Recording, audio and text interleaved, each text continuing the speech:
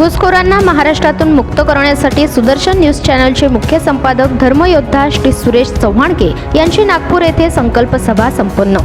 आज दिनांक 5 सप्टेंबर रोजी नागपूर येथील गीता भवन मंदिर येथे सुदर्शन न्यूज चॅनलचे मुख्य संपादक धर्मयोद्धा श्री सुरेश चव्हाणके यांनी घुसखोरी करून महाराष्ट्रात राहत असलेल्यांना महाराष्ट्र मुक्त करण्याचा संकल्प आज नागपूर येथील सभेतून केला आहे। या सभेसाठी महाराष्ट्रातून अनेक हिंदू संघटनांचे प्रमुख वक्ते उपस्थित होते। तसेच त्यांनी एनआरसी कायद्याबद्दल माहिती दिली। काय म्हणाले सुरेश चव्हाणके बघूया। हम सब शपथ लेते हैं, वचन लेते हैं, संकल्प करते हैं महाराष्ट्र के पवित्र भूमि को, हमारे विदर्भ को, हमारे नागपुर को हम सब घुसपैठिया मुक्त कराएंगे। इसके लिए आवश्यक तन मन धन देंगे और किसी भी कीमत पर इस आंदोलन को यशस्वी बनाएंगे। इसके लिए हमारी कुल देवता, हमारी ग्राम देवता, हमारे गुरुजन, हमारे गौरवशाली पूर्वज हमको शक्ति दे, सामर्थ्य दे, जय दे, विजय दे। भारत माता की जय, भारत माता की जय। धन्यवाद। अब यहाँ से हो सकता है, मैं ये नहीं कहता कि बाकी राज्य में नहीं है, बाकी राज्य भी पराक्रमी हैं, लेकिन किसी एक राज्य को चुना जाए तो हमने कहा महाराष्ट्र, क्योंकि महाराष्ट्र निशाने पर भी है। यहाँ पर अगर हम जनता एनआरसी को सक्सेस करके दिखाएंगे तो बाकी राज्यों को हम कहेंगे कि देखो सक्सेस फॉर्मूला है, आप भी आपके यहाँ पर कर सकते हैं। और इसलिए हमने जनता एनआरसी का अभियान महाराष्ट्र से शुरू करने का तय किया। हो सकता है कि नहीं? इसमें कुछ गैर कानूनी है, असंवैधानिक है, अनैतिक है, कुछ भी नहीं है भाई। हम हमारे देश में घुसे हुए घुसपैठियों को बाहर निकालने के लिए कह रहे हैं, तो यह हमारा अधिकार है और कर्तव्य भी है। अब मैंने जैसे आपको कहा कि ये होगा कैसे भाई, आप लोग सरकार के पास तो बड़ी संसाधन है, हमारे पास संसाधन है क्या? नहीं है। लेकिन देश का असली मालिक कौन है? जनता है। मतलब कौन है? हम है। तो मालिक ने चिंता करनी चाहिए ना। अगर सरकार, ब्यूरोक्रेसी, जुडिशरी बाकी तो कई विषयों पर सो मोटो एक्शन लेती है, लेकिन किसी न्यायाधीश ने अभी कहा क्या? खास करके पिछले 10 सालों में, 15 सालों में कि घुसपैठियों को निकालो। हालांकि 92 में, 2001 में सर्वोच्च न्यायालय इनको बाहर निकालने के लिए कह चुका है। निकाले गए क्या? नहीं। और इसलिए मित्रों, अब निकालेंगे कैसे? ये फैले हुए कहां हैं, पहले इसको आपको समझना पड़ेगा। कहां फैले हुए हैं? सबसे ज्यादा मुंबई, उसके बाद पुणे, उसके बाद नासिक, उसके बाद संभाजीनगर, उसके बाद नागपुर, उसके बाद भारत का कोई ऐसा जिला नहीं है, जिला तो छोड़िए, तहसील भी नहीं है जहां पर बांग्लादेशी, रोहिंग्या, अफगानी, पाकिस्तानी नहीं है।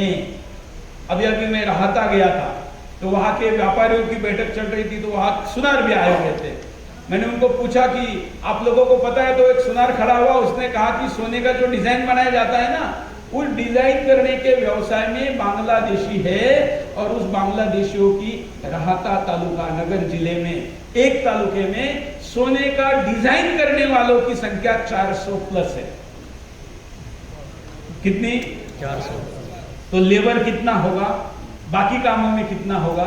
और दूसरा, भारत के अधिकतर मस्जिदों के मौलाना, कल एक मुसलमान नेता मेरे साथ फ्लाइट में आया मुंबई से यहाँ, उसको भी मैंने पूछा तो उसने भी कहा ऐसा तो लग तो रहा है कि ज्यादातर मस्जिदों के मौलाना बांग्लादेशी है, क्योंकि उनको यहाँ लाने के बाद ऐसे कामों के लिए देवबंद नाम का जो मदरसा है, जो उत्तर प्रदेश के देवबंद में, सहारनपुर जिले में चलता है, ये सुन्नियों का सबसे कट्टरपंथी सेक्ट है।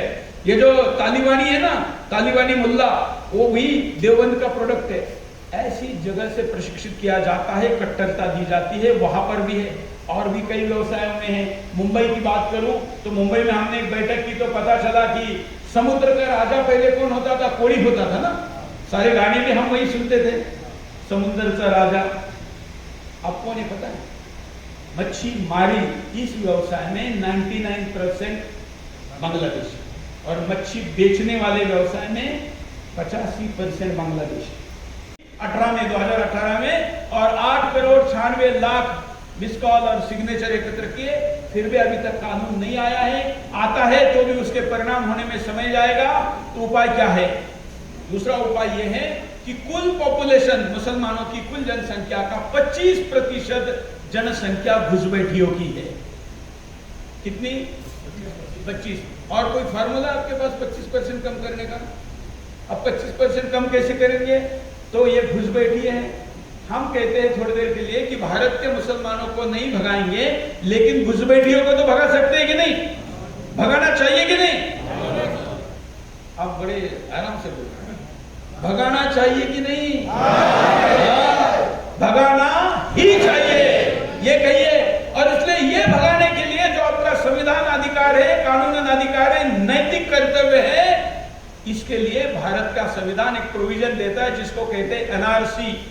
क्या? National register for citizen. भारतीय नागरिकों की सूची, रजिस्टर ऑफिशियल शब्द है। ये भारत सरकार ने लाना चाहिए और सभी को बाहर निकालना चाहिए।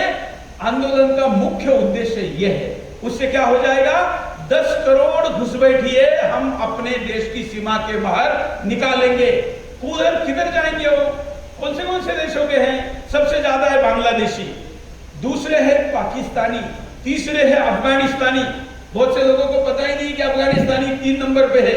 जब अफगानिस्तान गिर रहा था तो केवल हिंदू नहीं भाग रहा था, हमारा सिख भाई, बौद्ध भाई नहीं भाग रहा था, तो वहां से मुसलमान भी भाग रहा था, क्योंकि वहां शिया सुन्नी, भारत के प्रो, अमेरिका के प्रो। आपको पता होगा अमेरिका ने भी वहां के मुसलमानों को अपने हवाई जहाज में बिठा कर लेके गए, क्योंकि जब उनका रिजीम था, वहां पर शासन था, तो जिन्होंने मदद की उनको छोड़कर जाते तो ये उनको मार देते। ऐसे भारत सरकार ने भी वहां बड़े बड़े प्रोजेक्ट किए, तो ऐसे हजारों लोगों को हम लेकर आते रहे, वो भी संख्या है। और फिर रोहिंग्या। प्रतिनिधि किरण मुक्कावार, नागपूर।